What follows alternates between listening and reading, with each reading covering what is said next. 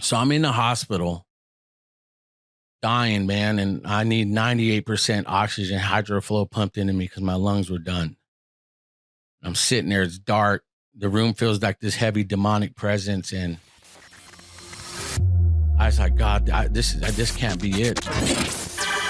Ignition sequence start.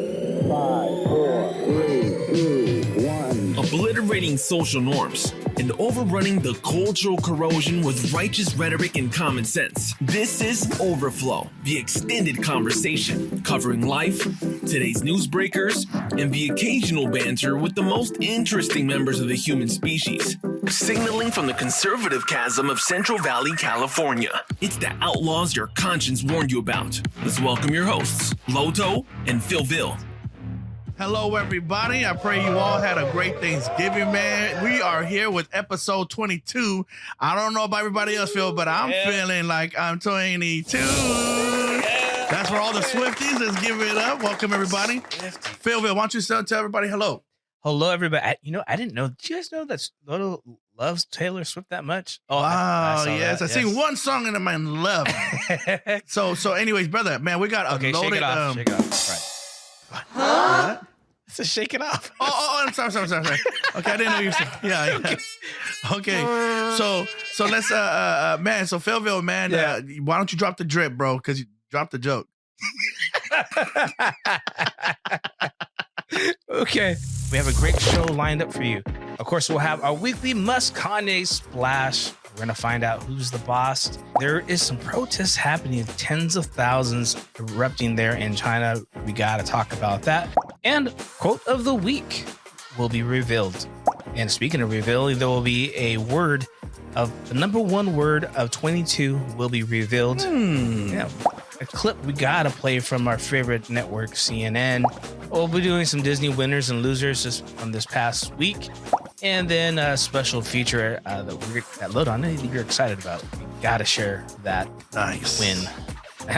Yes. Quote, unquote. And then, of course, the extended conversation with a very, very special guest, Lodo. So, man, we have the one, the only, a purveyor of Central Valley Pack. A matter of fact, he's more than just a purveyor, a pioneer, trailblazer, like you said, PhillVill, yes. You know, of the Central Valley podcasting, man. We have Jose Cruz of Still Here Podcast. Amazing guest, man. Can't wait for it, Phil. And I can't wait till we get to all of that. But first of all, Lodo, Thanksgiving took place. Yes. This past up, man, I don't know about you, but I had a lot of carbs. I mean, I had a lot of great food. What about you? Well, I came out of the turkey coma maybe Saturday evening. Mm-hmm. I'm still feeling the turkey hangover though right now, brother. I mean, we had so much food. We had more food than people, you know, but that's nothing new really, right? You know, so man, it was amazing, brother. How was Thanksgiving, bro? Oh, it was amazing, of course. And we spent time with the family. We went to my sister's house. We had a Thanksgiving breakfast. We planned it out so we make sure we're hungry for lunchtime. So we went to my in-laws on late afternoon and had a great dinner. It was just a great full time of lots of amazing food. And you know what's the best part about the food? The leftovers. Oh my gosh. Yes, bro. It's time for... It's your news makers for breakfast. We have now the weekly Musk and Ye splash. Man. Yes, now... Again. But this time it's about who's the boss, Lodo? Yeah, the one Alyssa Milano, favorite sitcom star from the back in the day. Not really, but did you watch that show? Who's the boss? Man, I love Tony, man. Tony Danza, yes. For those of you who remember, dating us there, but yes, Alyssa Milano tried to get to the headlines, and she did a good job, but she got burned from the Elon Musk himself. Signaling, yep. Yeah. So Alyssa Milano sent out the tweet. I gave back my Tesla. I bought the VW EV. I love it. I'm not sure how advertisers can buy space on Twitter. Publicly traded companies' product being pushed in alignment with hate and white supremacy. Yeah. Doesn't seem to be a winning business model. It's laughable because the backlash that she got from Elon Musk himself said Volkswagen was literally founded by the Nazis and Hitler. Mm-hmm. Mic drop, Lodo, your comments. Man, bro, just again, another case of the things that sound really smart and intelligent in your brain. And then as soon as you, in this case, tweet it's a different, didn't sound as great, and didn't sound as smart. But the virtue signaling and all that. And this is how those things usually end up. So, yeah, man, I think with that comment from a response from Musk, definitely he showed who really was the boss in this situation, brother. Yes, he was the boss, definitely. I don't know if you heard too. Side note of Twitter, Elon Musk pointed out that there's DMs in his possession that Twitter has that are from officials from the government concerning a lot of censorship that the government was trying to do through Twitter. So now we're seeing why it's such the major attack, on Musk, and back to Alyssa Milano. It's just sad the things you got to do to try to stay within the crowd and get those invitations to those parties these people like. Trump and Kanye had a little bit of a dinner get together in Mar-a-Lago, but Trump went on Truth and said it was quick and uneventful dinner that he had, because I guess he had some uninvited guests join him. Lodo, yeah, your response? It was definitely quick, So somebody set up this meeting. It was an improv meeting. President 45, felt generous. He was going to help, Kanye, and just see what he needed. Kanye came in, and there's a lot of things that people don't know. Kanye West, the great Kanye West, actually came in to ask President Trump if he would like to be his VP team, ticket. Are you serious? Yeah. And so Trump, he had a few words for Kanye, started talking about, exes and stuff. And so, yeah, it got pretty colorful. And then, Kanye was escorted out. Speaking of colorful, the thing is, this doesn't make any sense, so there's a big question. Who set this meeting up? Who actually talked Trump into this? Or they don't understand why Trump took the meeting, because it looks like a setup, bro. I mean, you had Kanye coming in, his issues with Jewish people, and he also brought two other guests. One of them was, I believe, Nick Fuentes, which is a well-known supremacist. Yeah. They're calling him, a white nationalist, but this guy is a white supremacist, So this didn't make any sense. But yeah, it was definitely quick. Speaking of quick, the Chinese people wish right now that the government of China would quickly remove the restrictions that they have, because many people don't know that they still have full lockdown of COVID across that country. And right by the reporting is a headline: China, years of lockdown abuses trigger anti-communist protests nationwide. Imagery of the protesters just knocking down barricades, taking those very barricades and hitting the government officials.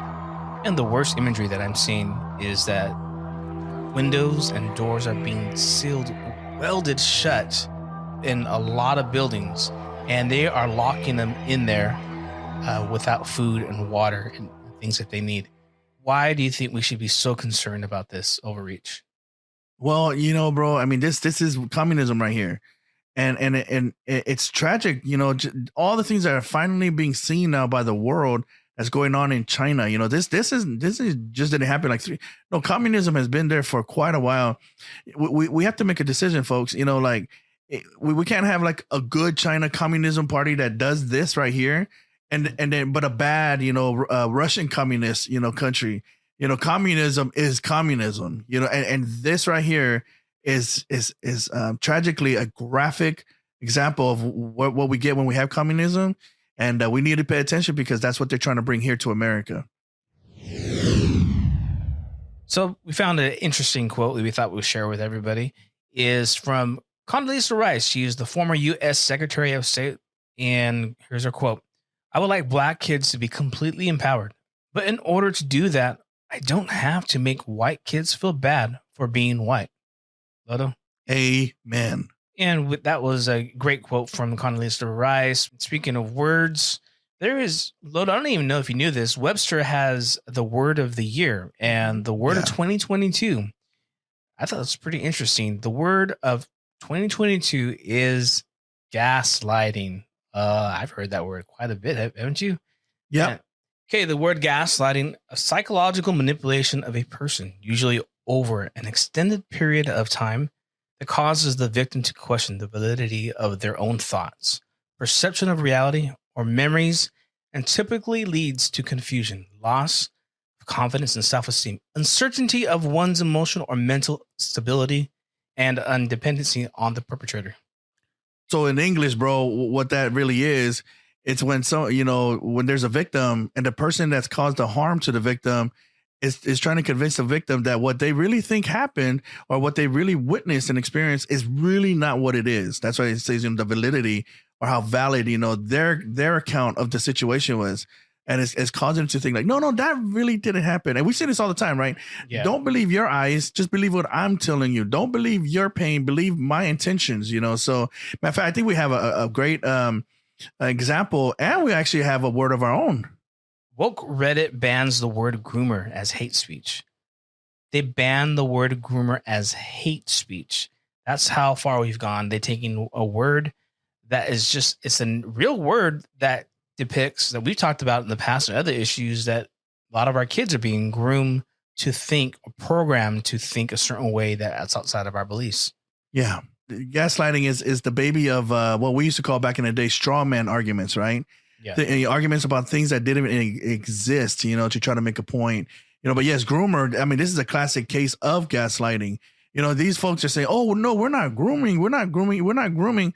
But, kids, but it just so happens that there's so many stories about kids and Disney, and so Disney, who never touts themselves, who never promotes themselves as an adult, or older crowd, company, they target and they market towards kids, and but now they have all these different cartoons and comedy, all these movies, all these different things that are so sexually oriented. How could you not see that there's grooming there? So again, this is the gaslighting. It's not grooming. It's not grooming. It's not grooming. Matter of fact, if you are calling us groomers, or if you're calling it grooming, then you're a hater, you're biased, you're a nationalist. All these crazy things that they try to throw on us. The attorneys for the shooter are now saying that the shooter is non-binary, and the shooter would like to use the pronouns they, them. And this is for the court in all court papers. And that's what Anderson Aldrich's attorneys are saying. Do you have any thoughts on that? I think that's complete ludicrous. I believe they're just saying that because they want to have the easy way out on this. That's really, really offending, especially being a transgender woman myself, that a male, which it was obvious with the mugshot, that's a man. That's not a non-binary person, because in no way, shape, or form could they appear as a woman the next day.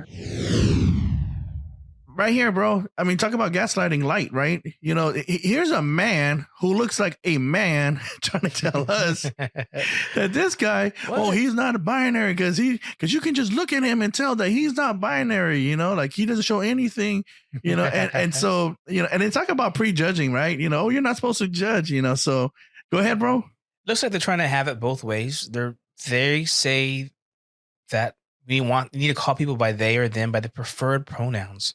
But this person who is clearly and identifies as a trans woman. To me, and others say that he looks like a man. Just is now judging this person, their pronouns, but this person has the right to say, well, he looks like a man. Yeah. It's very confusing. I don't even know how to describe that. Honestly, it sounds confusing when I say it out loud, and I'm not trying to be hateful. Exactly. Yeah. That's the thing, right? I would love to have this guy's number, PhillVill, so I can bring him, if there's ever a case about, binary and how empty it is, and just, and even that would probably qualify as hate speech. But honestly, it sounds like this guy could probably make the case for us, right? Yeah. Seriously, I don't want to be hateful. I want to be sensitive. Mm-hmm. But this person's not being sensitive to the other person. He's right? breaking their own rule. Yeah. You shouldn't misgender me. You shouldn't this guy's completely misgendering this other guy, and yeah, it's confusing. Gaslighting. It's not what you see. Yeah. Well, they're grooming us. Okay. So winners and losers of Disney. Lodo, I know last week you talked about Wakanda Forever, and that I geeked out about that. Yeah. But this week we're talking about winners and losers of Disney, and I'll start with the loser first. Disney had a movie released at the box office, and it flopped. It received its lowest rating ever from a Disney animated feature. Man. It was actually, I had an openly gay teen romance, and they're saying that parents and families stood up and said they would not be part of it. And let me note here: Strange World opened to disappointing 4.2 million on Wednesday and expected to make less than 24 million in its first 5 days in theaters. For a movie with an estimated 180 million, jeez, it costs to make that movie. 180. Wow. And there's nowhere close. And there is a big shakeup there, because we know with the CEO. Yes, yeah. But I know you want to react to that one on the loser.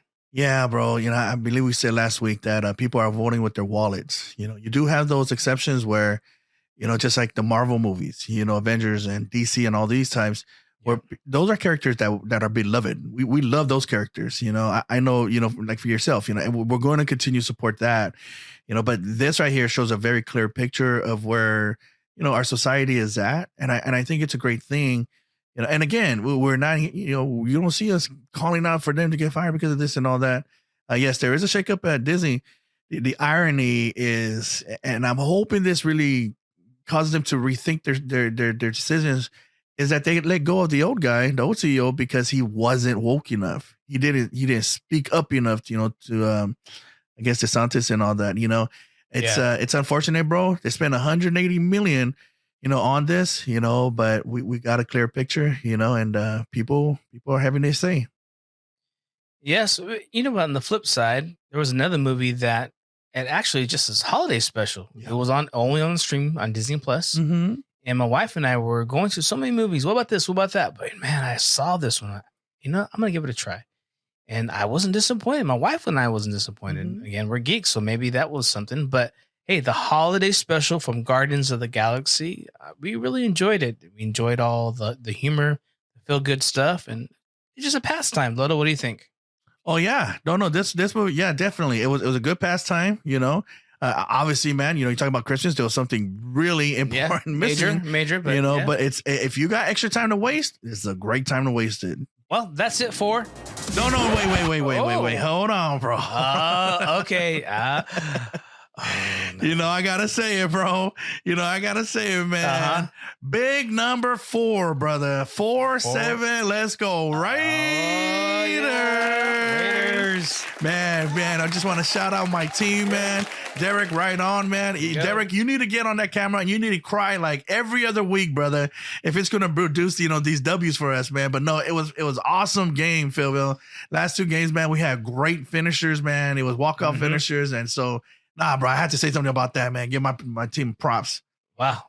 It was great stopping the outro for that one. But yeah, congratulations. I know the people at the church are really happy about that. A lot of my family members tailgate all the time. But, well, second take. Well, that's it for...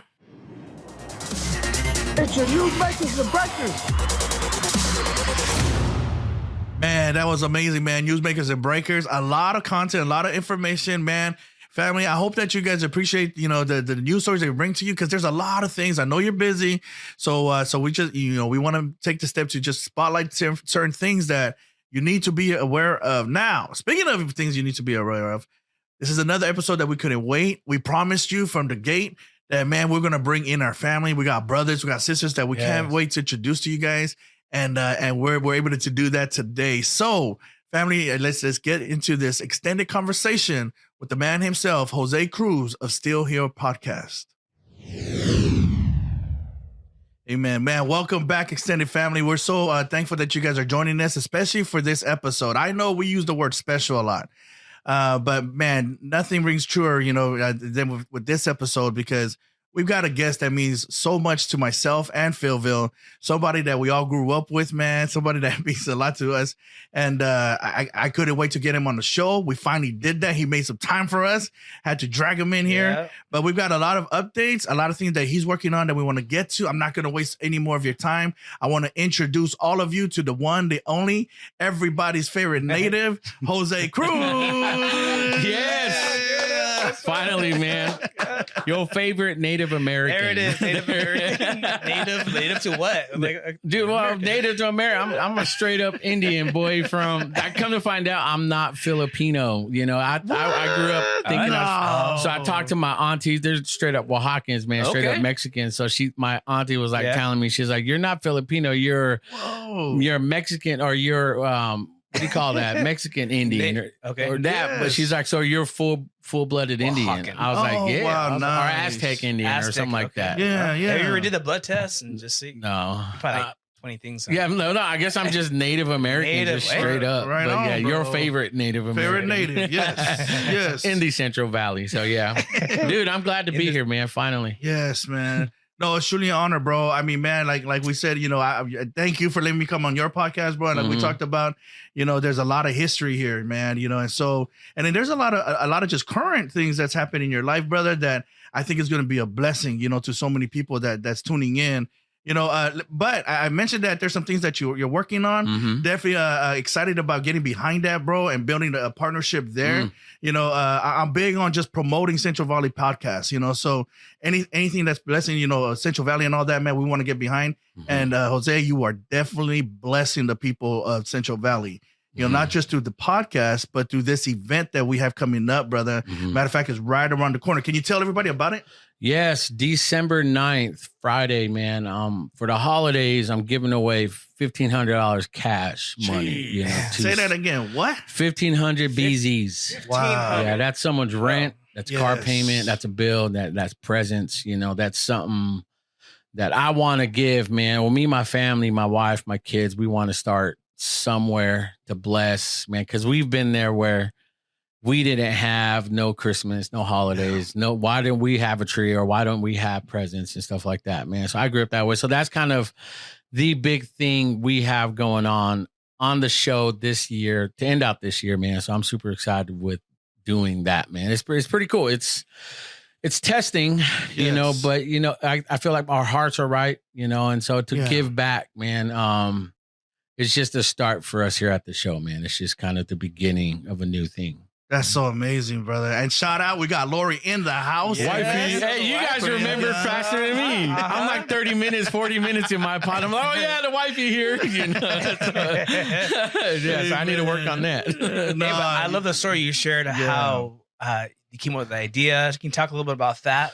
And you went to when you went to the wife, $1,500. Yeah, well, you know, because the thing, my wife knows me. When I come up with ideas, you know, she's like, okay, you know, she doesn't question it no more. You know, it's different. I'm like blessed, you know, to know that she's like, all right, let's do it. You know, because she believes, you know, the man leads the household. You know, the priest, the protector, provider, man, and the direction. I need to take notes, Phil. You know, you know. So amazing, when I told her about that, it's a blessing, man, because she's like, all right. I'm like, oh, there's no kickback, you know. Wow. Back in my mind, it's like I'm used to like, I get what you want. Do you know what we need? You know, but she's not like that, you know. Thank you. So when we came up with that, you know, it was just one of those things where we knew that's what God, you know, because God is he's taking care of us this year. You know, he's blessed us.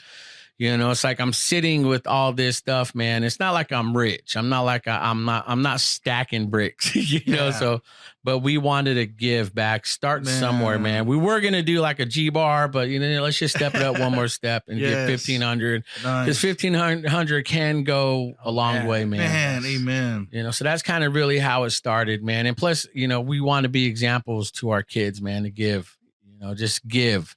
You know, put others first, you know, and not, you know, be greedy and hold it back. And, you know, I'm not saying all people are, most aren't. It's just for our family. We want to lead by giving. You know, that's really kind of how it started. Man. That's amazing, Jose, man. And thank you for doing that, brother. Thank you for stepping out and really setting an example or setting a tone, man. What we really pray is that, man, everybody catches on and they themselves, you know, in return start doing things like this in their own arena. You know, not everybody does podcasting, you know, everybody, you know, they do their own thing, but hopefully in their own, you know, circle of influence, man, they'll get people together, you know, and take care of those who can't take care of themselves at this point, man. This is amazing, brother. Right before Christmas, man, perfect timing. You know, at Thanksgiving just passing, man, this is definitely something that, you know, many of us can be thankful for. What a joy, man. You said, you know, that $1,500, that can be somebody's rent. Yeah. And I know that really does mean something to you. That's not a throwaway line, you know? And so, man, we're going to talk about that, you know, later on, you know, cause I definitely want to get the real heart behind everything that you, everything that you do. So, the podcast, you know, you said that we're doing it. When you say we, you actually mean, you know, a podcast, you know, that you started, you know, it went through different transitions and all that. But share with us, brother, like what do you tell us about the podcast? Tell us about, you know, how it started, you know, and then I really want to get to the story. So yes, the podcast, Still Here came out of a pretty much a life and death experience, man, with COVID. You know, Delta variant, double pneumonia, man. I got it last November or August, last August. And yeah, dude, it went south. You know, me and my family got COVID. And then before that, business was doing pretty good, man. COVID made us, you know, there's a saying that a buddy of mine is like, COVID either made you or broke you. You know, and it made us, man. Our business skyrocketed. You know, at that time I was involved in another podcast that we left, split ways, and then I got sick. And then after I was down for 6 months. You know, so August, September, October, I would say mid-November is when I was able to at least maneuver, walk around, or at least get wheelchaired around my house because I couldn't walk, I couldn't eat, I couldn't do nothing, man. And so when I finally made the first time in my, you know, I guess 4.5 months getting into my office, because I was so used to editing, working, shooting, and doing work. And I sat there, and me and Laura knew we had to start something, because it's like we collected all this gear. We made the personal investment to really do something. And I'm like, man, God, I didn't go through none of this for nothing, you know? And so we sit there and we're talking about ideas and talking about names. And it's like, what is it, something, you know, that's meaningful, that means something that everyone can relate with, not just a certain group of people, individuals, beliefs, left, right, whatever. It's someone can relate to this. And so I'm just sitting there. I'm like, man, I thought about everything that I went through, everything. From even as a child, even being sick and dying and coming back, because even side note, after that, I got bacterial double pneumonia. So my lungs were destroyed twice, you know? And so when it came down to that, man, the recovery process was like one of the hardest things I've ever faced, you know? So when we were in my office, finally, after like 4.5 months, I'm like, man, I'm just out of all that, man, I'm still here. I'm happy, man. I'm blessed that God, I'm still here. You know, and I was like, that's it. Still here, boy. You know, so I was like, that's what I was going to call Still Here, Boy podcast. I was like, man, I'm 40 years old, bro. I cannot, you know, be thinking or messing around like that, man. And so when we came up with Still Here, it kind of like narrowed down to just, you know, it's Still Here podcast. That's awesome. You know, and so everybody has a Still Here moment. They can look back and reflect, you know, on the lowest time, the toughest times, you know, the times where either people are hating on you and whatever. It's one of those things where it's like, you know what, you're still here. Yeah. You know, and so that's really how Still Here podcast came. That's how Still Here podcast was born. My buddy Johnny Fisher joined me for the first, shout out my boy there, man.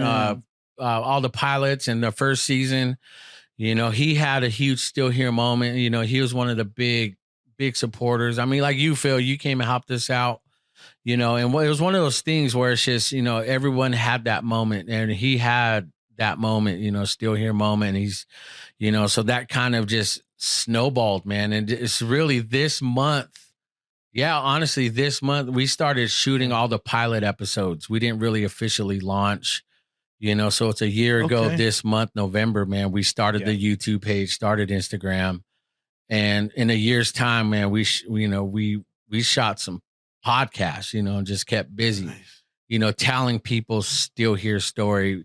Because coming off the hardest time in our nation's history, I believe during COVID, You know, we have all our beliefs, you know, how it happened, why it happened, especially, you know, as believers, as conservatives, Sure. you know, but everyone's still here. These business owners are still here, you know, and so it's like my goal and purpose was to tell their story. You know, I have this thing where you tell the story behind the glory.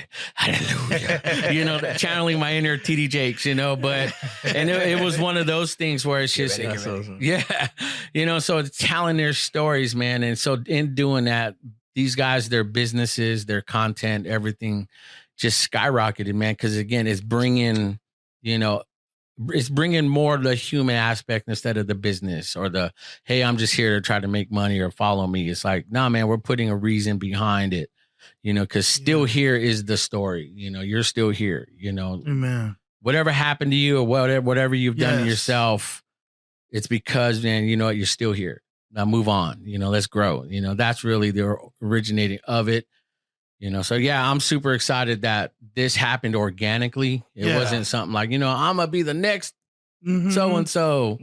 No, heck no, man. I don't care, man. I want to make real impact. It's like this, people, you know, and so people in the Central Valley are starting to hear about Still Here podcast and resonating, you know. So with the giveaway, I feel like that's what helped because a lot of people are struggling, man. And it's like, I still tell them, man, you're still here. Just keep moving. You know, like one of my latest reel I shot was the Thanksgiving one. You know, I'm thankful for the hard times, man. I'm thankful for the crappiest times of my life. Yeah. At that moment I wasn't, but now that I look back, man, it made me who I am today. You know, and so that's where I feel like this story resonates. I have people messaging me. It's like, you have no idea. I hope I win this. You know, I got kicked out of my house. You know, I paid my rent, but they kicked me out. I lost my car. It's just me and my son and my dog. We're home. I'm like, oh my gosh. Yeah. I want to do more, you know? And so, and I messaged her back and I told her, you're still here, girl. Just keep fighting. Just keep, you know, you're in it for a reason. Yeah. You know, you're going to see the sun's going to rise on your situation, man. And so I'm like, yes. Yeah. So that's really where my heart is at, man. And that's really where both of ours is. Cause again, it's not like we're cool. I'm not a trendy, cool guy, you know.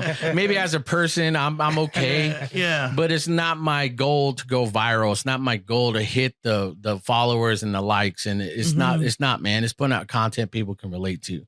And again, like you, especially you, Lodo, you have that still here moment, man. You know, you got shot in the face. Yeah. Who gets shot in the face and walks away from that? And still here. Yeah, and still here, you know. So that's pretty much Still Here podcast in a lump sum, man. And you know, it's about people's story, you know, the businesses and such, you know. And so that I hope I do my part and do my best to tell people's story, you know. So that's pretty much where it's at. You just did it. You just did it. And then you've already been doing it. And I'm thankful that you're gonna continue to do it, bro. You said a lot in there. You said you're not 40, you know, you're like in your 40s, you can't be dropping the whole boy thing, you know. You talked about things that you learned. You talked about things that people did to you and then things that you did to yourself. All those things that you said scream out at me maturity. It screams out experience. It screams out journey, bro. You know, and you know, it sounds like that near-death experience that you had, the two of them, not just one, well, actually three, you know, two where you literally passed, you know, came back. Tell us about that. What are those things that you learned from that? Man, I learned I didn't, where I thought I was never at. You know, that was it. My maturity was, even after the fact, I still was holding on to bitterness, you know, because we talked about experience. We talked about, you know, I think where God has me, it's funny. I shot my podcast today for you guys listening and watching. Tune in. Was it Friday, December 23rd? Yes. You know, I have a podcast, one-on-ones I still do where my heart, I just pour out where my mind's at, my spirit's at. And it's just speaking from healing. You know, and so a lot of times, man, like you talk, because you guys go watch that podcast with me and Loader. Where's the church? You know, your boy was bitter, you know, your boy had some issues, you know, but it was really with me, you know, and so, and I feel like that's kind of where God showed me his true compassion and his love, man, and his patience, you know, even at my lowest, where he had every right to be like, I told you, you know, I'm so glad we don't serve a God like that. Because we have experiences where people are like that. Yeah. You know, our brothers and sisters, friends, Yes. people in the world, man, are like that. There's conditions, but not once, even though God had every right, he showed me his love through his people, you know, the nurses, the doctors, man, the janitorial services, you know, these people that came in and while they were healing me, while they were protecting me, while they were trying to get me back to full health, you were praying a prayer over me at night, 3, 4 in the morning, man. And this nurse, she'll come in, she'll check my vitals and my blood, and she's praying in Spanish. The beautiful prayer in Spanish. She's like, I don't know, like all of what she said, but all I remember is Padre Santo, this is hijo. And I'm like sitting there on my stomach because I had to lay prone like 17, 18 hours a day, you know, because my lungs were full of fluids and it was shot and I couldn't breathe. So I had to lay prone 17, 18 hours a day. And then the other hours, I got to get up, move, eat, try not to die, then go back on my stomach. So it's like the interaction was tough, you know. So at that moment, God showed me who he was through his people. At any time, he could have been saying, this is what you deserve. Because I heard messages and I've gotten DMs from hundreds of people that supported me, but there were those few like, hey, this is what some guy came up and told me a while, you know, and he told me, he's like, hey, you said this to me long time ago when we were 16 years old. I'm like, all right. He's like, what happened to you? You deserved. Wow. I looked at him. I was like, Lord, help me. I'm finna anoint his face right now, boy. But I just started laughing. I was like, bro, you're holding on to that? Wow. I was like, so you're saying I wanted to go in, but it's like, God didn't do that. And so where God changed my perspective is when the first time I got released, I had my breaking point. Okay. I finally could stand up, kind of. And now this is me seeing myself, my full body in the mirror. Wow. And my wife helped me up 3, 4 in the morning, and I see myself. I look dead. My skin color was all gray. My eyes were just glazed over yellow. I lost so much weight, I didn't recognize myself, and I broke. And this is where I feel like the true love of God came through, man, because my wife and my kids were praying with me. Oh, wow. And my daughter prayed for me. She said, Dad, God had to strip you down to nothing to remind you of who he is in your life. You're not where you thought you were, but you're going to be in a better place when he's ready, when you're ready. And then when she prayed that, and on top of other prayers that my daughter and my other son and my wife prayed, man, it really changed my life. Because we talked about, and I had you on my podcast, where's the church? Again, I've learned that, man, when people speak from experiences, man, I'm not taking away. You never took that from me. That's one thing I've always loved about you, man. You never took that from me.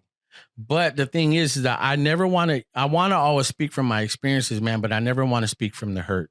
Because when you speak from the hurt, man, you're putting that on somebody that can relate to it. And when they relate to their hurt, they take on that victim. They take on that mentality. Yeah. They take on your hurt, so that only adds to their pain. That only adds to their hurt. That only adds to the frustrations they've experienced. It's like, see, he's like that too. I'm like that, so man, everybody's like that. Then when you speak from hurt, man, you're not really ready for the healing.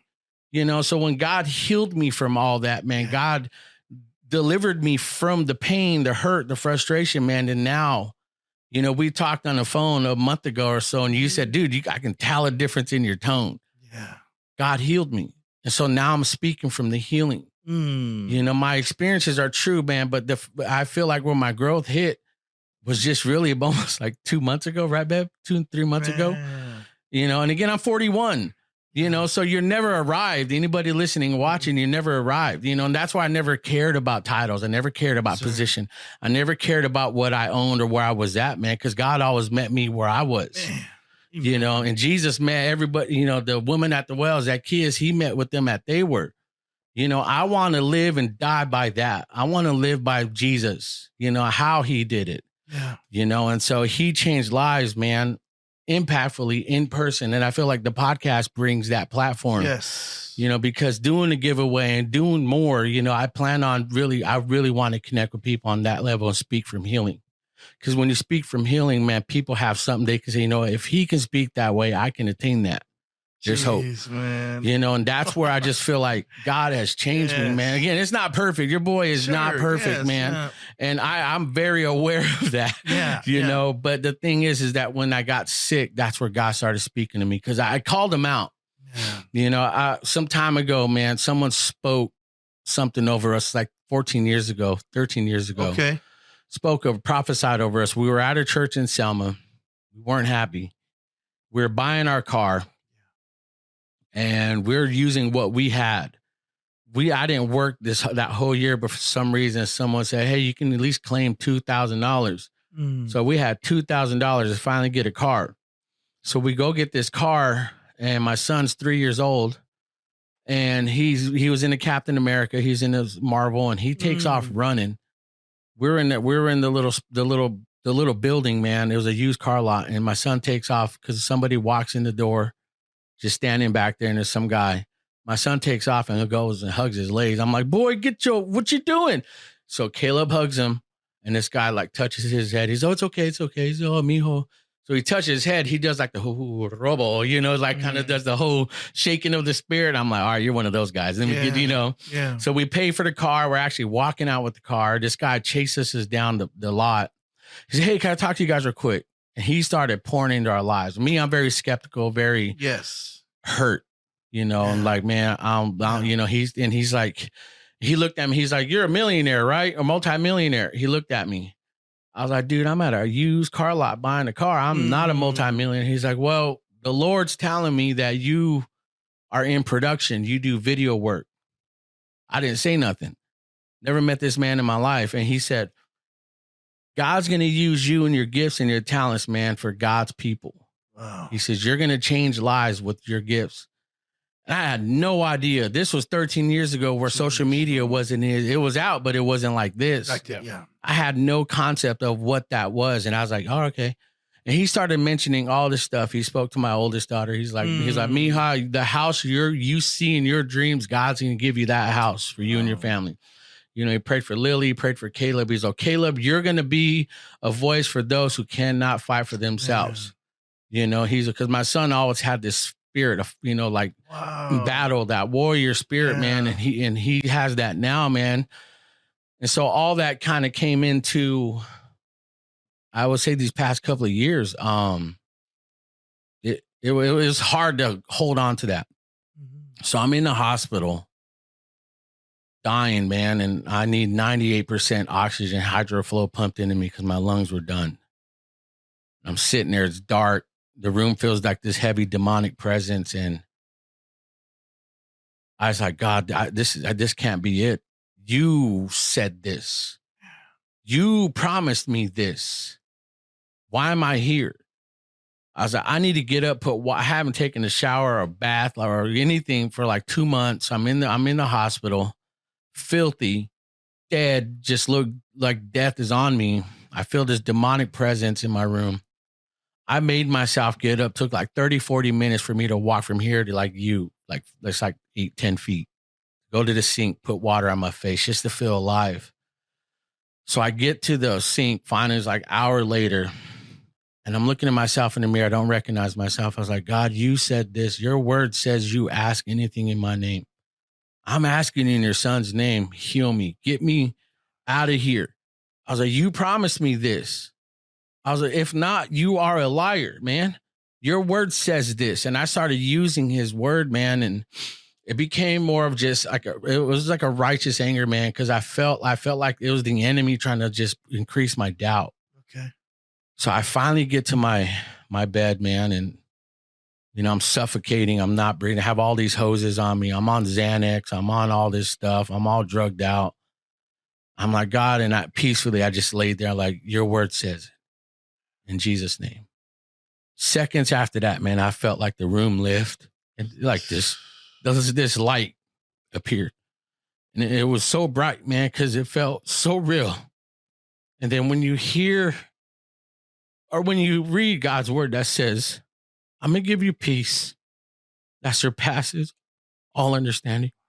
I didn't understand it.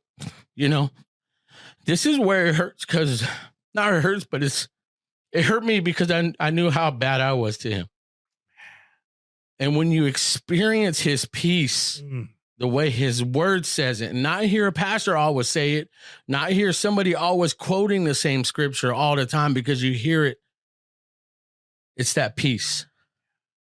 I didn't understand it, but that's what the word meant. And I lived out that word. And from then I started seeing the improvement. Jeez. I started feeling my faith. I started feeling the hand of God. I started seeing his love. You know, and I think that's kind of really the maturity happened because he was such a gentleman in that. You know, people listening and watching, you feel like you're not good enough. You feel like you can't walk in a church. You feel like you can't pray. It's not like that.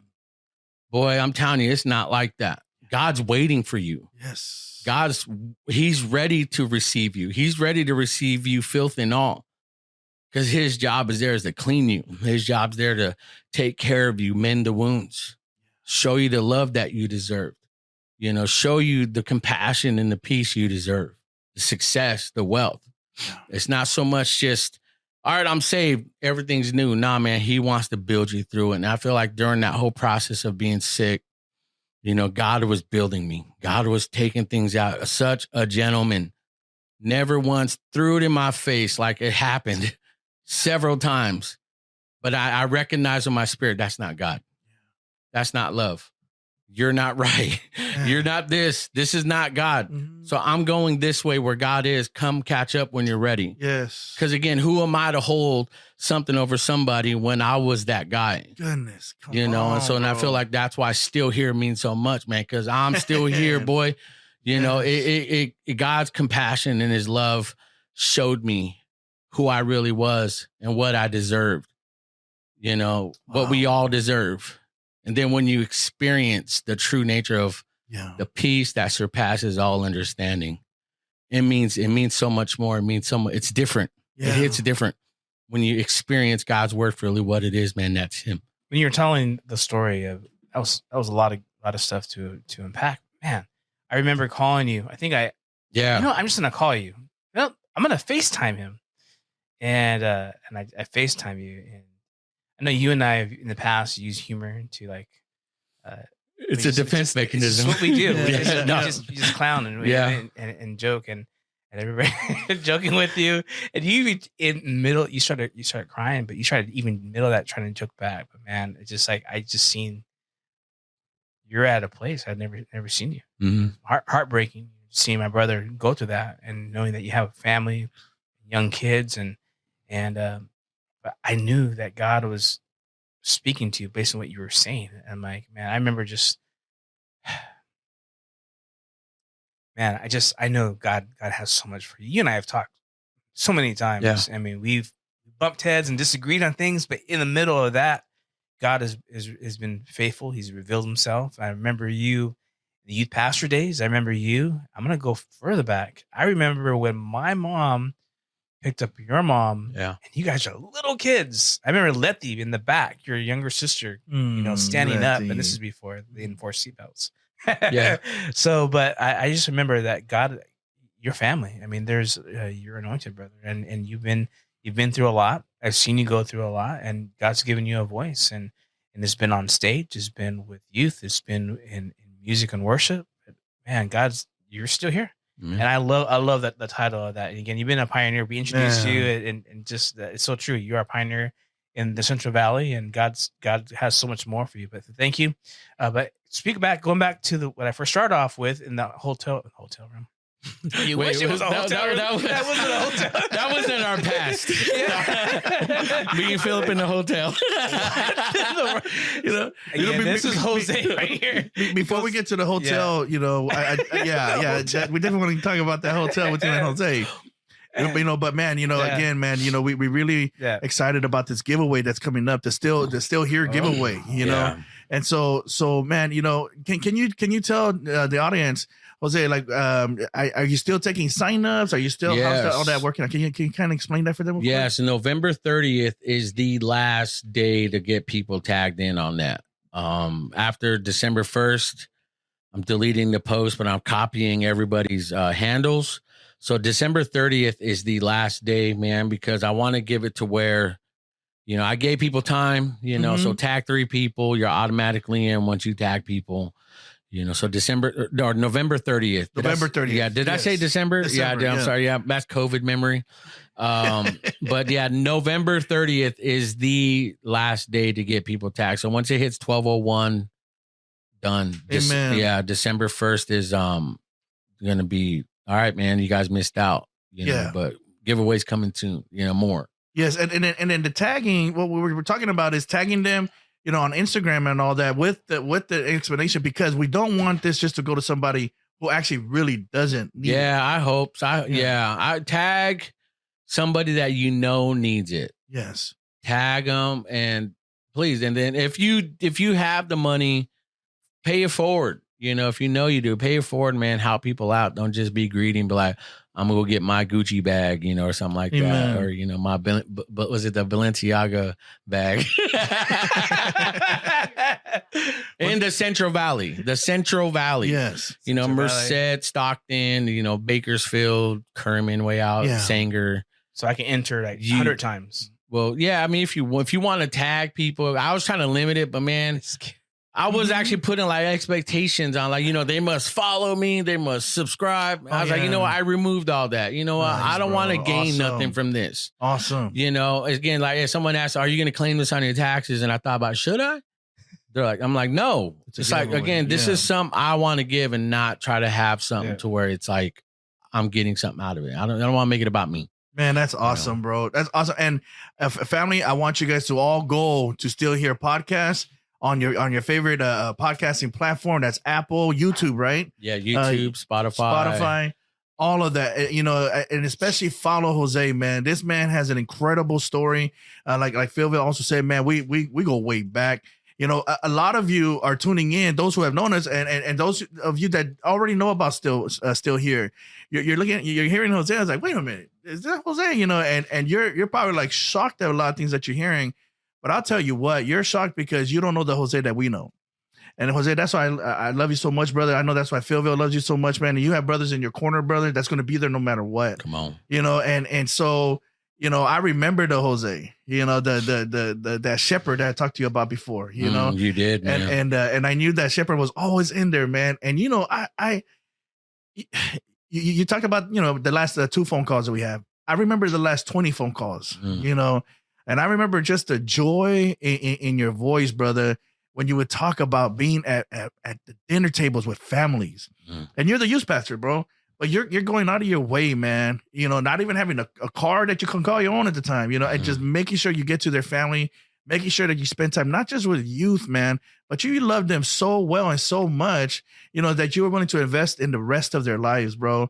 So when you had told us about, the giveaway, brother, I knew that that's the shepherd right there, and I knew that, man, it's a God thing, because I've come to know your heart, and I know that your heart is for people, I mean, just knowing you over the years, so man, it was just an automatic, brother. We wanted to jump behind that, partner up and all that, you didn't even have to ask, brother, and so, man, we shot that video real quick, man. So again, family, let's get behind this, pray for this amazing event.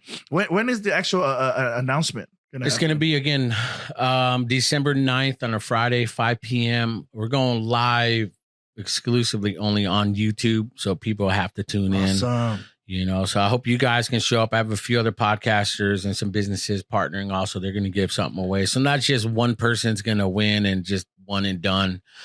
People are going to win some of my merch. You guys are putting in some help too, man, which I appreciate. But yeah, we're going live on YouTube, man.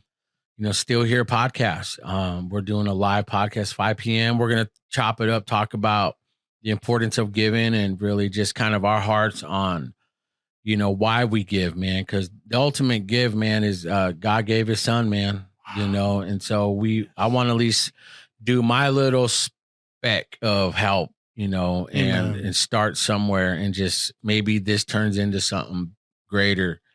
And so it's again, we're partnering with other people. So I would say about 8, 9, 10 people are going to win something. Wow. So again, it's not just, all right, one and done. All right, we'll it's it, and so again, I have gotten like $1,500 in ones. You know, I mean, there were bricks. I saw that. Yeah, you know. great. So I should have brought them. You know, but I walked out my bank because they couldn't slide it under the teller window, and so I made them around the side, and it was a stack. And dude, I got it. My eyes were just kind of like, what the heck? And I'm like walking out. I'm like, they're just ones. And they just start laughing. I was like, no, and I'm not going to the strip club with this. And they start laughing. So I walked out, dude. So yeah, they were bricks, man. And it's kind of uncomfortable walking out with that type of, you know, or at least the look of that, man. Because it's scary, man. You get jumped, you know. So bro. especially on the hardcore streets of Clovis, you know.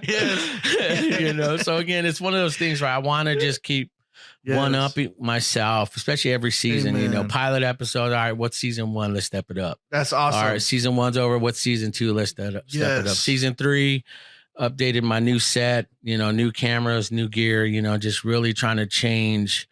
You know, the drive of what I'm doing, man, and let people know this is not just a hobby. This is not something I want to go get clout from, man. I want to change lives, and I want to tell people's story. You know, and that's it. And so, giving away has been.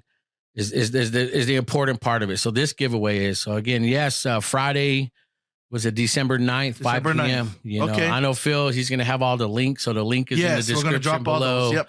You know how it works. Yeah. So on Instagram, he's going to tag me, and you guys seriously go follow my page, man, because it's many more things to come. I'm going to say this. I won't officially, because my wife, you looking at me because she knows I'm a man of my word.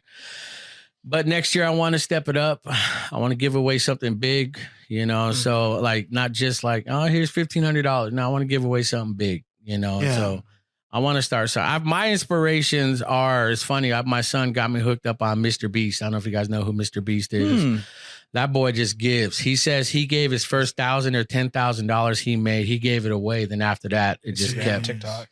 Yeah. And then when my other guy I love following was Steve Will Do It. You know, and I love that, man. That dude just gives racks, just, you know, 20 grand, gives away BMWs, trucks. And I want to get to that level. You know, I want to give, man. I want to feel that feeling, man, of just, you know, what we're doing. I'm not going to blast it all over social media like they do, you know, but I'll do it in a podcast. I'll do it in the show, man. I'll do it to where, you know, hey, this is what we're doing, man. You guys want to partner? Let's do it. You know, so yes. Again, December 9th, 5 p.m. I know you joined. I know you started following. So, yeah, man, you guys tag. Once you guys tag, you guys are in it too, man. Because I know if say Phil won, you know, I know he would pay it forward. He'd get that camera, but he'd be like, he paid for it. I know you guys would, you know. 50% of it. Yeah. I gave away $15. Yeah. You know, but okay. So remember, family, make sure you guys go and share and share the podcast, because here's the cool thing about our relationship with Jose. We come from a big family. Yeah. So he's already had cast, you know, a guest on there that, you know, that we definitely loved Patrick, you know, all these guys, you know, boy, so man. Yes. So make sure that you guys follow, man. And, you know, the more you get to know him, the more you get to know us, man. So we just, again, we come from a humongous family that we're thankful for. Jose, you said a lot, brother. You know, before Philip was trying to expose your guys' hotel thing. Hey, I'm open to talk about that. Went like a whole other direction. Yeah. In the hospital. We'll get into it. But, man, brother, I mean, thank you for sharing all of that, bro. And that's his. I kind of knew that was going to happen because, man, our prayer, and you were here when we were praying, you know, is that God uses this, you know, to minister to folk. Brother, you minister to folk, you know, and man, and I don't want to overlook that. I don't want to just pass that real quick, man, because that really, really means, you know, a lot, brother, you know, to us, you know, because what it means to you too, bro. You said, you know, the last podcast that was on there, you know, and just, you know, not taking anything away from you, brother. One thing that, especially with those Christians that we do, we're always trying to fix everything. Yeah. You know, we're always trying to fix everything, but man, not everything is for us to fix. God is already working on it. And sometimes I think that we can just get in the way, you know, and we could just disturb the fixing, you know, but for me, those were your real experiences.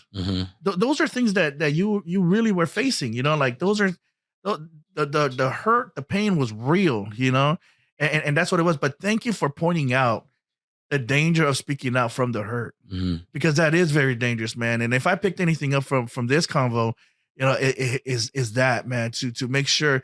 And see, now I can help another Jose, you know, as I believe that you already have, you know, because now I can pinpoint that out and say, okay, that right there, man, you know, I feel you. I mean, that's 100 right there. That's not fake. You're not exaggerating and all that, but you know, here's the thing, man, you know, it's not good also to speak from hurt, you know? So man, I really wanted to highlight that, brother. And I really want to point that out, man. Thank you, bro, because you know, that was such a blessing, but it helps me out, man.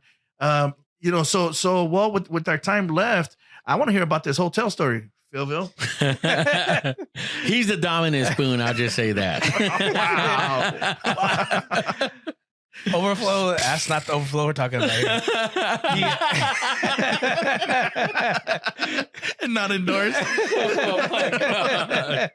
I'm about to go the Jose levels. I won't this time. That is a Still Here podcast. Yes. No, I do have a question here. When you're okay, so man, there's so many different places you could take this. Yeah. I know you. I've known conversations you and I have had. Okay, you're talking about church hurt. You are completely knowing a little bit about what you've gone through. You're justified on a lot of things in your church hurt. Yeah. But the nuggets that you've taken away, is yet you're now flipping it in a way that it's become. I remember you've been out there to expose. You want to expose everything, right? You call me the Project Veritas. Project Veritas. Yeah, he called me that. Podcast. Yeah. But I saw that turn. So go back to it. How are you using that now, church hurt, to help others with hurt? Yeah, James. Oh man, dang. So real. Man, I don't know, man. Again, like we hear that all the time. Church hurt. Yeah. Oh, I've been hurt. And I got tired of that. You know, I got tired of hearing the cliche, oh, I've been hurt, church hurt, you know, and I wanted to find I don't want to say the new level of like really what it meant, man. But again, I always had to look inward. That was it. Yeah. You know, it's easy to look at what people have done to you, man, but it's hard to look at, well, okay, well, then why did it happen to you? You know, what did you say or do? What didn't you do? What boundaries didn't set? You know, something.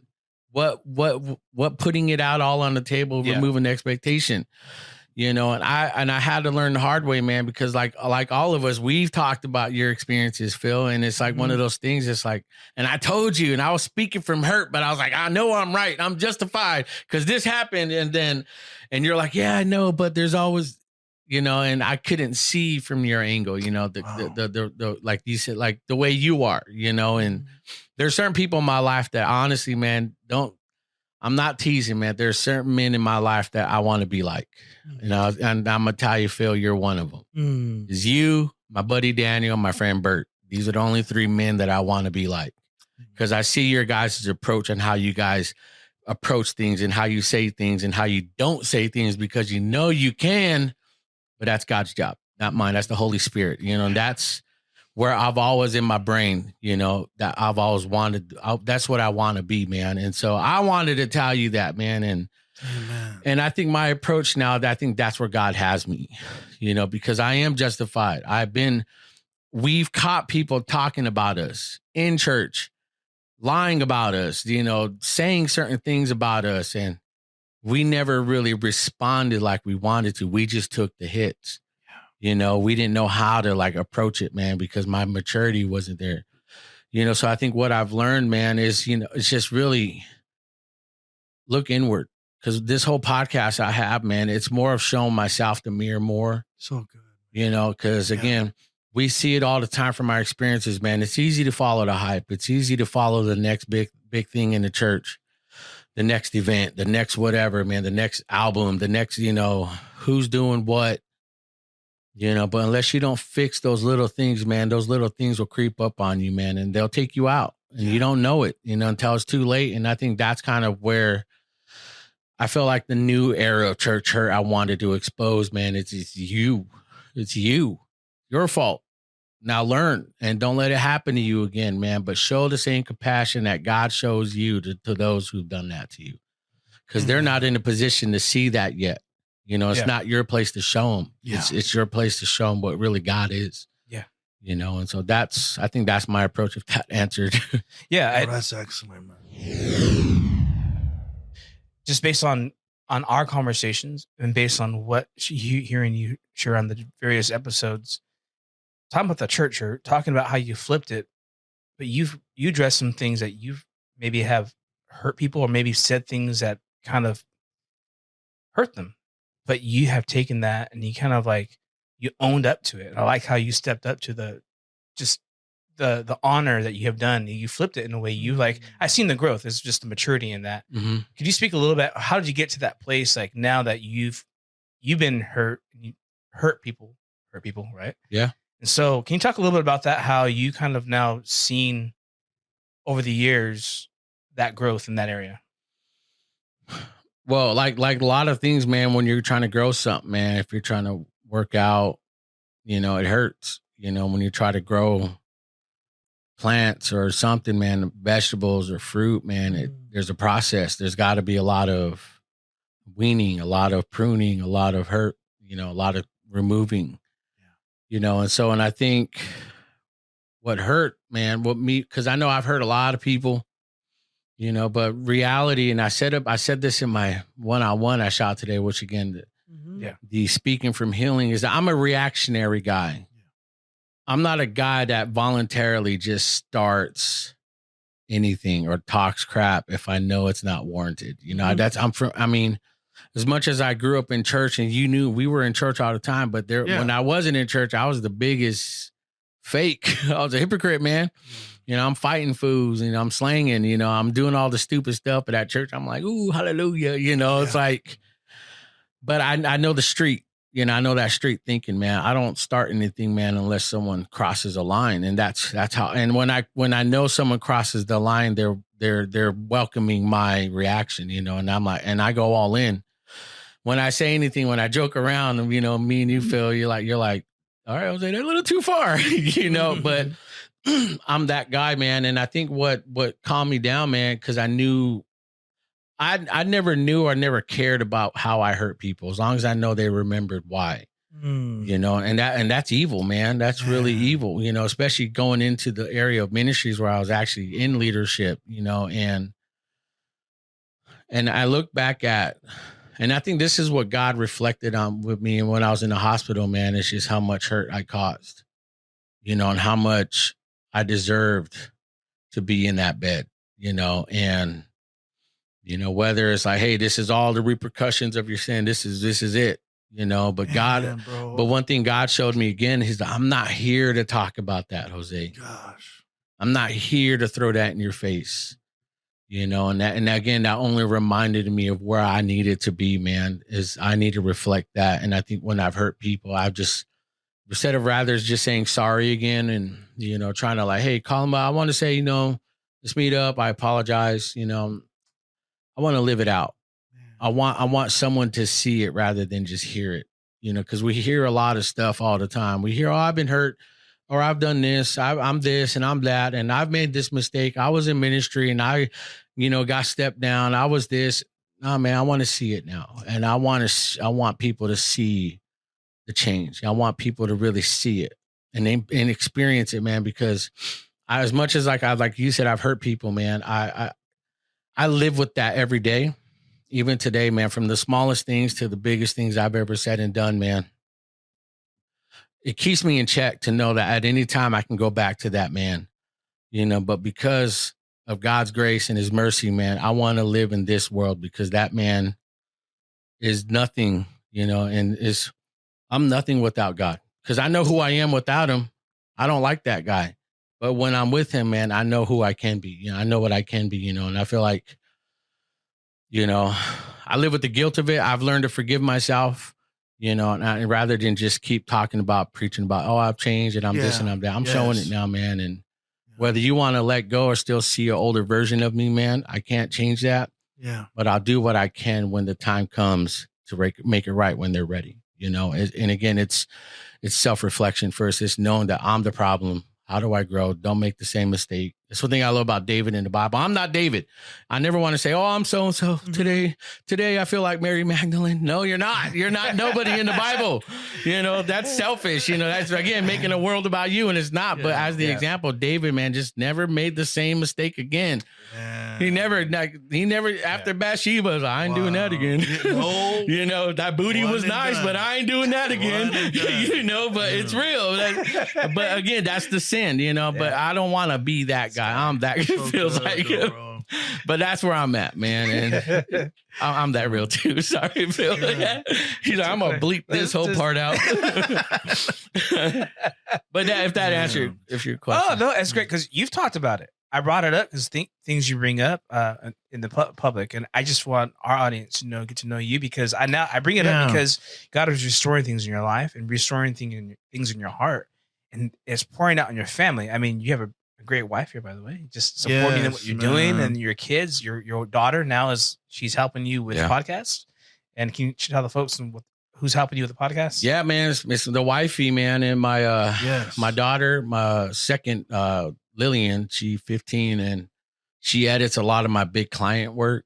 That girl's making $1,000 to $1,500 like in 2 days, you know. Nice. And so it's one of those things where, again, that's God's mercy and grace. He's shown me like, look, boy, this is what I gave you. Yeah, you know, this is what I'm allowing for you, man. Because he tells me, he's like, you deserve it. You know, it's like, this is what you deserve. Now walk in it, you know? So yeah, me and my wife, she was kind of thrown into it. When we landed one of our big clients, our only big client 2 years ago, I was like, look, babe, you're going to do this, this, this, and this. Huh? It's first time touching a DSLR. Oh, wow. Yeah. And so we were shooting, you know, a doctor's office, man, and she's seeing blood and teeth and guts and all that. And yeah, dude. So I said, just look for this shot. Just look for this shot. And she started doing it. So 2 years ago today, man, she's one of my camera guys. She's one of my people that does a lot of my video work. And I tell her, like, look, you're going to go shoot this. And she goes, shoots a client for me, you know, and my daughter will go over the footage. I'm like, this is how you edit it. This is how you do it. And she just puts it all together, man. And I doubt like Dr. Ryan will ever see this, man, but she edits his best stuff. You know, he don't know, man. These are like $10,000 jobs, you know, and she's out of the she's a genius behind it. She is, and because we sent off, because we had a Phoenix trip, you know, he had a seminar, we went and shot it. So it was literally hours upon hours of B-roll, and she went through all of it, and we needed 3 videos. He wanted a 5-minute promo overall, like a 2.5-minute hype video, and a 1 minute, like, boom, social media post. So the first one he loved. She did it. I told her, and the second one was like the perfect promo for his website. Because right when I texted, told him it's done, he watched it, texted me like a few minutes later. He's like, Jose, he says, you have caught the identity of fam. You know, man, this is by far one of your best work. I'm like, look, Lily, look what you did. 15. And that girl's killing it, you know? So again, it's one of those things where I'm trying to build up, you know, my generation, man, and they're following suit. And again, it's leading by example. Cause again, we did all this type of work up in front when nobody knew it was going to be like this, you know? Now, like our hobbies and passions are actually becoming a full on trade. Before there was YouTube. Yep. Dude, I remember going to your offices down the street from Divisadero, or at least, or the Wilson, you know, down the street over there, man. And it's just me and the wife right now. My daughter, she's actually running our 4th cam, you know, so it's kind of like that impulsive Logan Paul just zooming, and dude, she's quick. That girl is like, I'm jealous. I'm mad at her. It's like, man, I wish I had this when I was, but yeah, she's killing it, man. And so the other 2 will catch up. We don't want to rush them and force them to do something they don't, you know. Again, it's like, I'm gonna let them be them, find their vibe. But right now, me, the wife, and my daughter Lily, man, she's my mini me, man. So nice. Yeah, amen. But you had MySpace. I had MySpace. I did. Yeah. DOS. The DOS. Yeah, bro. AOL. Wave.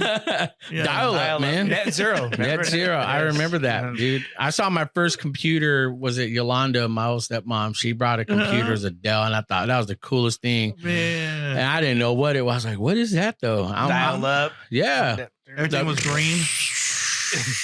You know, it's weird. You know, because I was the guy in high school that was learning off typewriters.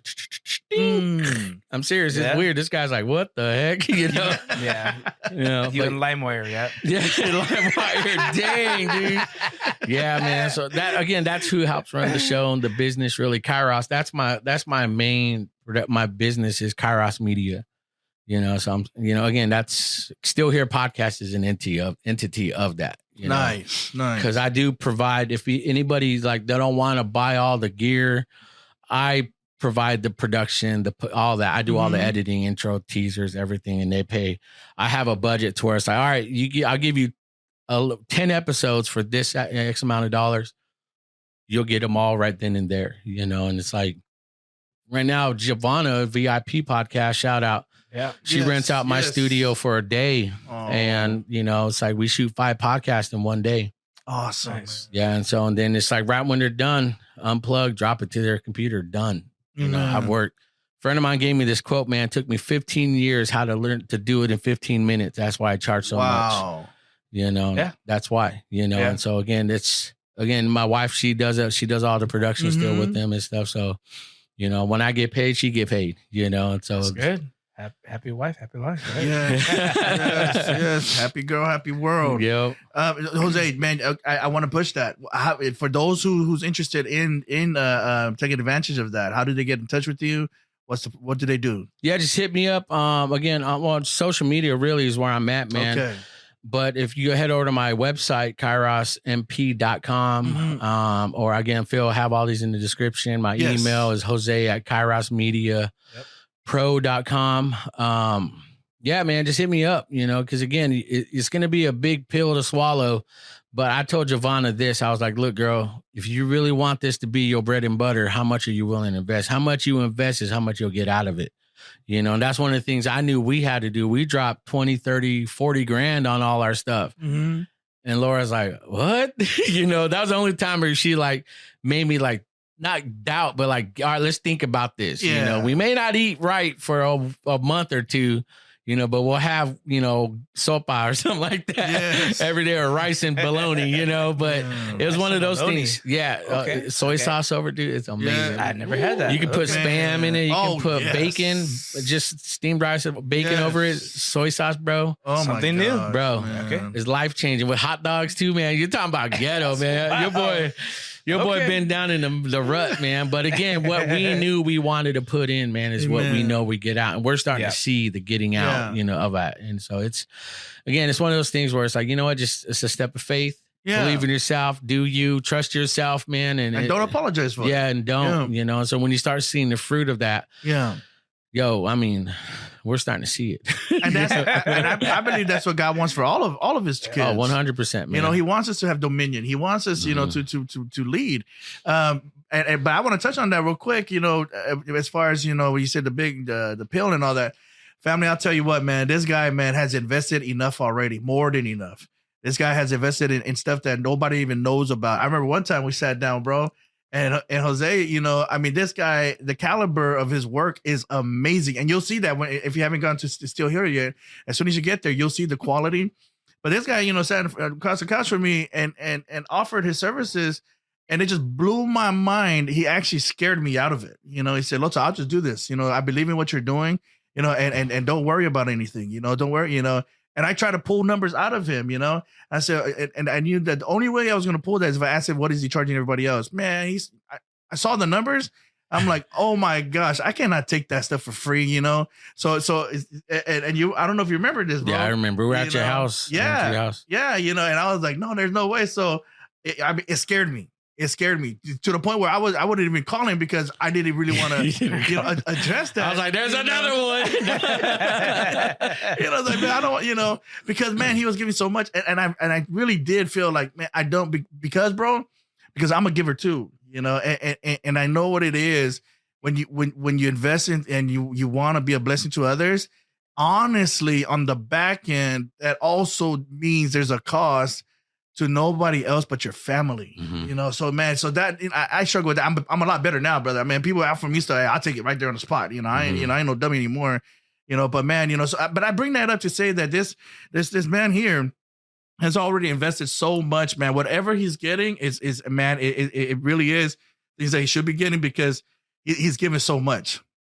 he's given so much, he's invested. And again, the reason why we wanted to bring him before you guys is share his story with you guys, but also this great giveaway, that he's doing, December 9th. Again, put down your calendar, go subscribe at the YouTube channel, Still Here podcast channel, so you don't miss out on it, and remember that's at 5 p.m., right? 5 p.m. Pacific Coast time for all the East Coast viewers out there, so y'all just gonna watch because I'm like, it's only for the Central Valley, man. Yeah. It's like y'all get to watch. Maybe next year I'll do a national giveaway shoot if we're gonna level up. So there's the opportunities are amazing, but man, so if you guys are interested in taking advantage of Kyle's, productions or utilizing them, to do your own podcast or whatever productions, man, make sure that you reach out to him, but man, Jose, I really want to appreciate you, bro, and your time, brother. Bro, you shared some things today that honestly was more powerful, and I think will minister to people more than any message you preached behind the pulpit. You said some things today talking about the victory that you had, and it's amazing, man. You're talking about, I know we call it break point, and all that, but no, I want to call that the Still Here moment, and it's amazing that moment for you involved a mirror, and you did such a great job illustrating how important looking yourself, examining yourself, when it comes to facing things that, that we talked about, like church hurt. Man, that's something that's always on my heart, and what I come to find is we have to be honest with ourselves. And there's two things we really need to consider, not just church hurt, but we also need to consider church blame. Because I think a lot of times when we look back, we'll start to see how that church hurt. They hurt us. But they're not responsible for us continuing to allow that to hurt us.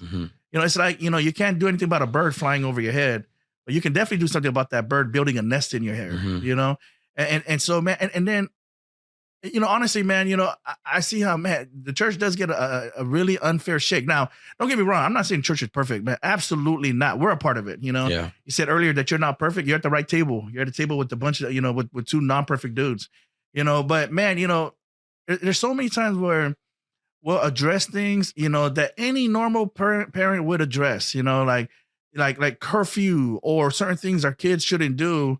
But because we're ministers, because we're leaders, right? Because we're a part of, this organization, it's like, oh man, there goes the church again. And it's like, the church has nothing to do with it. If I was out of church, I wouldn't let you do this stuff. This is just common sense, real, life stuff, and so, and then, we talk about, just, people being involved with church and all that, and how people, well, we're still broken in the church. Yeah. I mean, I don't think our job will ever be done, because we're always going to have broken people. And it's like going to the gym, right? I've never heard anybody go to the gym and they walk away. I ain't coming back to this gym. There's fat people in there. Yeah, that's true. Man, there's man, that obese guy I saw in there. Man, I'm going to just, to this gym, Yeah. So, but no, man, I mean, you shed the light on so many things, brother. And I want to just thank you, bro, and just really, celebrate with you your victory, brother. I know exactly what you're talking about when you said that you had to come to yourself, but more when you're talking about God's grace and how when you looked at the mirror, you knew that you were in the wrong, and here comes God. You hear the footsteps, and so you're getting ready to hear it. Yeah. You're getting ready to hear the condemnation, the "I told you so," and him pull out the whole list of all, but to hear something completely different, right? Son, I still love you. Well, it's like the human video we do, Chains. Remember that? where I got murdered. Did it for a whole week. I got legit. I got a concussion. And again, it reminds me of that. We put ourselves in that mix to get ourselves beat up in life. And, again, a lot of it's self-inflicting. And what does Brother Gerald Jesus do? Yeah, he goes, he goes, and man, he picks you up in your mess. And that's what's so awesome about it, man. Even as being a Christian or a leader or a pastor at one point, it's like no one is better than the other. When I've experienced where leaders and pastors and hierarchies feel like they are better than the others, man. Yeah. And they make you feel like you're down here because you don't have a certain title, position, or a house or a status, in life, bank account, but Jesus picks us up, man. Jesus sees us the same, man. Again, my message is like, hey, man, we all take dumps, man. Yeah. Seriously, you know, whether we choose 1 ply or 2 ply, that's the only thing that makes us different. Yeah. But we're all human, man, and God created us that way. And so I want to see people that, you know, you said something about all the messages and stuff we've spoken. You know, I've learned one of my mentors, my only mentors, really, Brother Doug and Diane Clark. Man, Diane Clark told me, I don't know if you remember them, but yeah, she told me, Jose, the best message is that preaches without words. Yes. You know, and I've learned that's always stuck to me, man. And I've always tried to, you know, live that out. And it's tough, man, because you just want to keep putting it out, man. But if you're not living it, you know, like you hear people practice what you preach, you know, now it's like, now preach what you practice, you know. And so I've learned to say, you know, I'm going to preach what I practice now, and I'm going to show you, you know, I'm going to show you in my life, you know. And again, everyone trips out, man. I feel like one of the blessings I know it's a God thing, man, but my family is a blessing. Yes, man. You know, my kids, you know, I'm trying to force them to get cell phones. You know, I have 3 teenagers now that don't have cell phones, but now it's like I'm trying to make them because they don't, you know, they don't have it. They don't ask for it. They don't, you know, none of that. And so now it's like I'm blessed to know that these guys are raised in the way they see real life with me. Yeah. You know, they don't need to experience the world. They only know that, you know what, hey, dad was like this. Dad came home drunk one time and cussed me out, but you know what, that's life. You know, so that's how life's going to be, you know. So again, that was a moment. That was like a pinnacle moment that happened in my family, man. And my son, absolutely, dude, he knew, man. I came home drunk one day, man, and it wasn't like one of these things where I was just belligerent and just, you know, abusive. I was just mean. I was just, you know, but it was like an outer body experience. You know, this is this is one of the things that I have to live with. And every day my son just reminds me of God's love. Every day. He came home. He was 10 years old. 10. I came home. He was dressed, you know, it was like midnight or something like that. He's in his PJs wearing a big shirt, you know, kind of just, it's just comfortable. So I come and I'm real belligerent. I cuss. I call my son like the B word. I was like, you're this, you know, I'm drunk. And I'm looking at myself. I was like, what are you doing? And I see my son's hurt, but my son says, you know, Dad, I know that's not you. Wow. He's like, I know that's not you, Dad. So let me help you to your room. He's like, because I still love you. And man, I'm like, I have to live with that. My 10-year-old picked me up, took me to my room. You know, and that spoke like, man, that's when I knew I had to change. I had to change, man, because I can, even at my lowest moment when I was sick, you know, I couldn't move. My son was always there to carry me. It seemed like every moment I impact, like a high pinnacle point was my son was there, man, because my wife did something in his room one time last year. It's funny, around this time. And I couldn't go, but he really wanted me to. So I made myself get up, took my time. So I sat there. I'm in his room. He's showing me what he's got, you know, new decorations, nice table. That's awesome, dude. I'm happy for you. He's all right. I was like, are we done? He's like, yeah. So I forget, because again, you don't know how much the little things in life, you just get up and go. My body, I did that. I got up too fast and I just started passing out.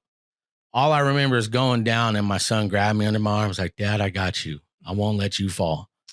And I'm like, God, if that's not your love, to catch me when I'm going down, if that's not, I don't know what then. So my son's compassion, his love for me, his mom, his sisters, man, it always reminds me every day of who he is in my life, because I've never experienced something like that. When I was a kid, I experienced the pain and the hurt. My mom telling me stuff, my uncle burning cigarettes out on me, fighting me, beating me, abusing me and my brother and my siblings. And not once, man, did I ever see to look past that and say, no, that's not you. That's, you know, your God. No, man, my son has that, you know, and that's what reminds me. And that's why I'm so blessed, because my kids right now are just, it's different. Everyone trips out. It's like, your kids are good. Is that normal? They think that's a new thing. I was like, no, this is what's supposed to be. Yes. You know, and they're like, dude, your kids are awesome, man. How is that possible? I was like, we chose to live a life under God, man, and under his protection, man. And these guys are thinking, I don't know if I can do that. I was like, look, here's the proof. Yeah. You know, we give God glory, man. We give God glory, because again, it's not so much what I'm saying. It's not in a book. It's not in my podcast. It's what we're living. Yes. You know, and that's what's important to me, man, because out of all that, what you said, you're right, man. God is good. His grace, you know, that's what I choose to, you know, just emulate. every day of my life now, man, because I know what hurt's done. I know what pain. I know what bitterness. I've been there. I've done that. People listening and watching, you're living and you're stuck in that bitterness. Rightfully so. Maybe you have every right. Yeah. But it doesn't give you the right to hold a standard over somebody that God doesn't hold over you. You know, and I choose to live what God does, what he sent his son for, man. And eventually I know I'm going to heal from that. So start taking those steps to heal from that. You'll never know where you're going unless you don't take those first steps of healing. You know, because all you're going to do again is you're going to speak from hurt and not from healing. And I choose to speak from healing now, man, because I know what I've come from, man. And again, a daily reminder, man, especially when it comes to my wife, when she had every right to leave, never cheated, never did nothing stupid, but she had every right to leave because I was just so mean. I was so mean. I didn't care. If I knew I could push the envelope, I push it. And she never once clapped back like my other girlfriends that you know, and it's like, I pushed the envelope because I know I could. And she never gave it back. She just sat there. And when I don't have something to react to, man, I'm stuck. I didn't know how to react to that. And God showed me his patience through that. So again, God showed me rather than just like telling me, I told you, he didn't. And he showed me. So I got to show that now. And then I think that's where I stand, man. It's hilarious how all this turned around like in 4 months ago. I got saved 4 months ago, so I'm 4 months years old, But outside of all that, that's where it's amazing, man. That just shows after 41 years, man, God's mercy and his grace is sufficient. And people are listening and watching that are hurt, lost, and they're bitter. They've been burned. Man, start walking in that healing. Start looking for it. Take those steps, man, because when you don't, man, you're only setting back what God has for you, your full potential, man. And it's never too late. It's not like, how people say, oh, you've backslidden, you've missed all those blessings. That's not true. God's still waiting to dump them out on you, man. Just walk in it. Yes. He'll still bless you in it. There are times where I walked away from him, especially these past 7 years when we left church entirely, man. Yeah. He was still good. Yes. And that's all I can say. It's like, man, I didn't deserve that. I didn't deserve that. But here I am, and you guys watching and listening, man, overflow, man. It's going to overflow, man, when you let God, man, just shine on your life. It's a trip. I don't want to speak from a churchy standpoint or a preachy standpoint, man. I'm speaking from experience. I'm speaking from a healing, man, a true encounter of his peace. We hear it all the time, and that's where I think God has shown faithful, man. And to be here to talk about it. And that's my goal, is to get on other people's podcasts and tell this story. Yes. And I do that on my own, but for people to interview me and talk to me, man, it's different. Yeah. And so it's, I get real, No, it's, man, Jose, like I said, brother, you're saying things more powerful than sermons that you've preached, or really anyone. And people are getting to really see it, brother. I have to ask you, brother, because one of the highlights for me in this sit down is your daughter and your son, and both times when your son caught you, but when your daughter prayed for you. I mean, that's it's just every one of us that are fathers, we know those moments, and then there's those of us who don't. Bro, if you don't mind, Jose, I don't want to ask too much. No, ask it, man. I'm open. But if you could, please, man, if you could look back to the camera, brother, or if there's a lot of Jose's out there and they're still dealing, they're still in that. They're still in the murk, they're still in that valley, bro, you've helped them out so much and all that, but there's no way I can finish this without asking you, can you pray for them? Yeah. I can't really approach what you're going through a prayer, man. But only way I know to talk to God is how I talk to him every day. You're stuck in your lowest moment. You seem like there's nothing there and you hate where you're at. But I believe God has you there for a reason, whether you put it yourself there or not. And I just think God has primed you for an opportunity for growth.